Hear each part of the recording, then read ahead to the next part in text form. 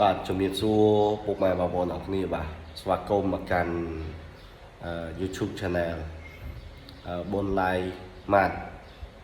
ដែលមានលក់អវ៉ាន់ច្រើនប្រភេទនៅក្នុងនេះហើយក៏ដូចជាស្វាគមន៍មកកាន់បងប្អូនអរគ្នាក្មួយៗទាំងអស់ដែលតែងតែគ្រប់គ្រងហាងបនឡាយម៉ាត់កន្លងមកបាទឥឡូវគឺយើងចាប់ដើមមាន Channel YouTube មួយដែលប្រកបនិង Page មួយដែលត្រឹមត្រូវ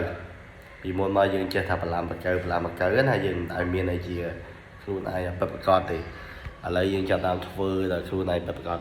អានេះថតនៅកន្លែងគេងថតនៅក្នុងបន្ទប់ដេកតែម្ដង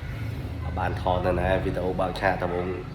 សម្រាប់ក្មួយៗទាំងអស់គ្នាអញ្ចឹងសង្ឃឹមថាក្មួយៗទាំងអស់គ្នានឹងចាប់ដើមគ្រប់គ្រង